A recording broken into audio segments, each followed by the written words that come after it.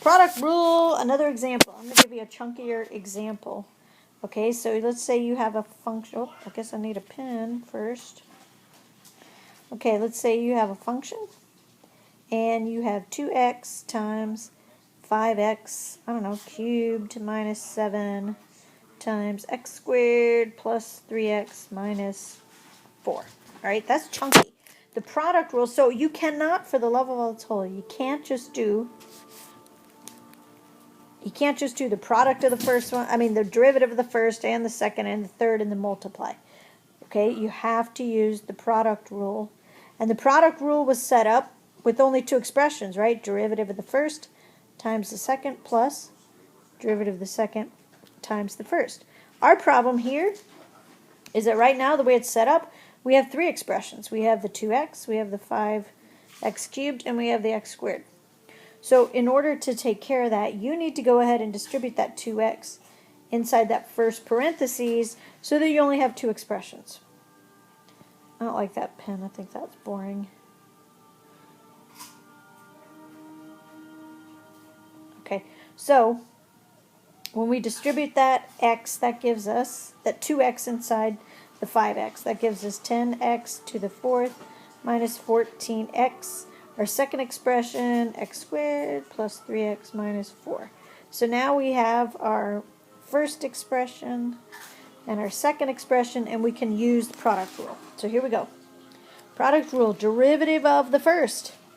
We have to bring that 4 in front, and that gives us 40. Subtract 1 from your exponent, and you get cubed. And then we have minus 14, right? Because the x to the first, you bring the 1 forward, you get negative 14. But when you subtract 1, you get no more x's.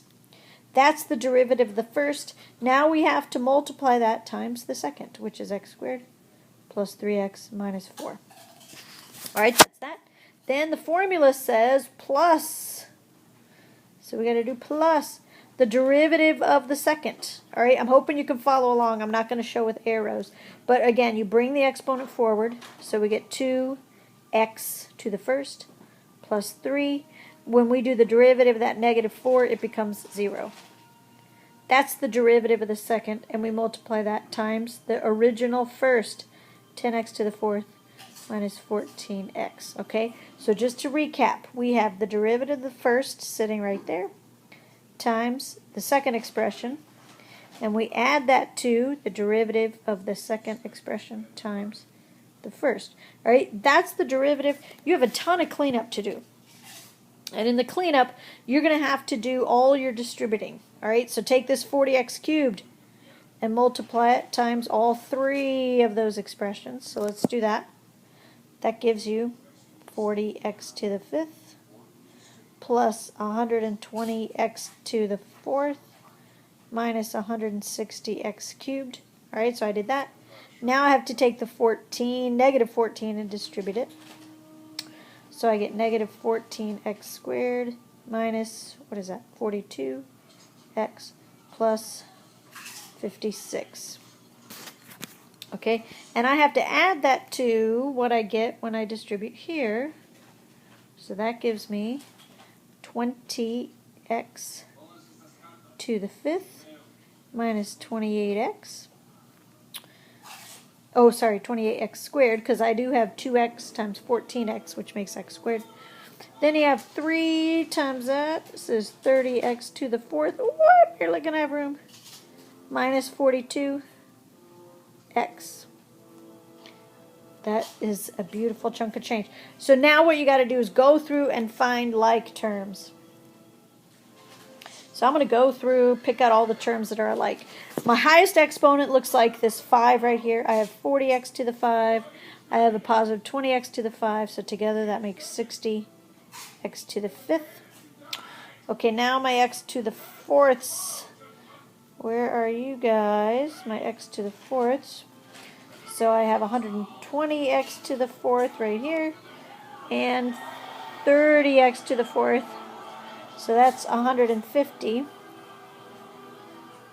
x to the fourth. Oh, new color, new color.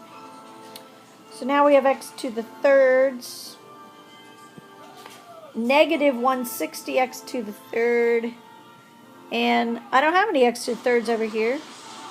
Okay, so it's just negative 160 x to the third. This is a very loud TV. Sorry about that. And then we have negative 14x squared combined with negative 28x squared, so that's negative 42x squared. I have minus 42x and another minus 42x, so that's negative 84x, and then your little 56. And that, ladies and gentlemen, is that giant derivative.